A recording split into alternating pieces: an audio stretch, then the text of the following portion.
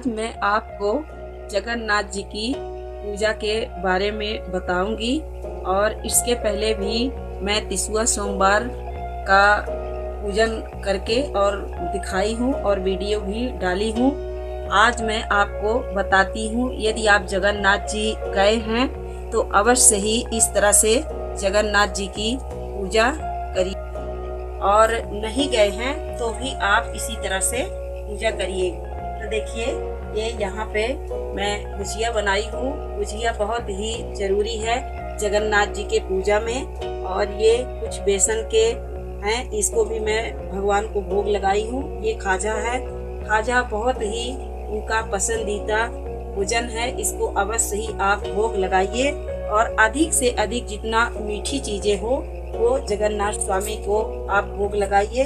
और ये जगन्नाथ स्वामी का लोटा वहाँ से मिलता है तो आप लोटा ले लीजिए। ये 5 ठो डंडी है, डंडी रख लीजिए, और ये जगन्नाथ स्वामी की फोटो है।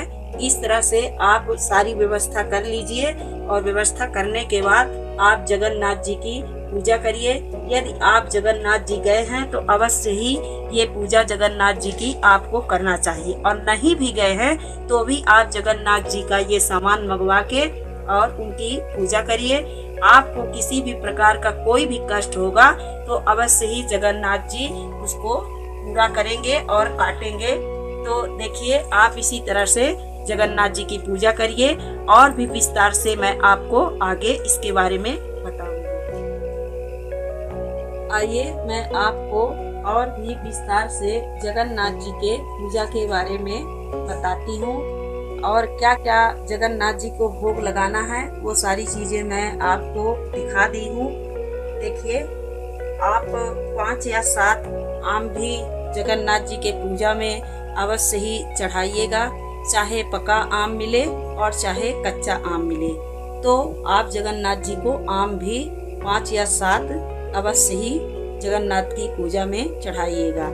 और यदि गेहूं की बाली मिल जाती है तो 5 या 7 गेहूं की बाली चढ़ाइएगा, और नहीं मिलती है तो आप थोड़ा सा गेहूं को भून करके और गुड़ लेकर के और जगन्नाथ जी को भोग लगाइएगा। थोड़ी सी खड़ी धनिया भी आप भगवान के सामने चढ़ा दीजिएगा। वैसे तो कहीं कहीं गुड़ धनिया का लड्डू भी बनता है, पर हमारे इधर लड्डू नहीं बनता है तो हम खड़ी ही धनिया चढ़ाते हैं। तो आप भी खड़ी धनिया अवश्य ही जगन्नाथ जी को चढ़ाइएगा, और इसमें पलाश का फूल अवश्य ही चढ़ाइएगा। पलाश का फूल ही इनका सबसे पसंदीदा फूल है, उसको केसुआ भी कहते हैं। तो वो फूल अवश्य ही इनको चढ़ाइएगा। इस समय बहुत सारे खूब सारे लगे हुए हैं पौधों में, तो आप कहीं से भी ला सकते हैं। तो इस तरह से इनकी पूजा करना है, और चैत के पहले सोमवार से शुरू करना है और लास्ट सोमवार तक इनकी पूजा करना है। इसी तरह से विधि विधान से पूजा करना है, और क्या क्या चीजें चढ़ाई जाती है वो मैं आपको वीडियो में दिखा दी हूँ। इनके पूजा में वस्त्र आप पीला और ऑरेंज ही उपयोग करिएगा। अभी मैं पूजा नहीं कर रही हूँ, इसलिए मैं नीला कलर वस्त्र धारण की हूँ, और जब पूजा करती हूँ तो पीला कलर ही मैं भी पहनती। तो पीला ही इनका सबसे पसंदीदा वस्त्र है। तो इस तरह से मैं आपको पूजा बता दी हूँ, और जो भी चीजें इसमें आपको समझ में ना आई हो वीडियो में तो आप कमेंट कर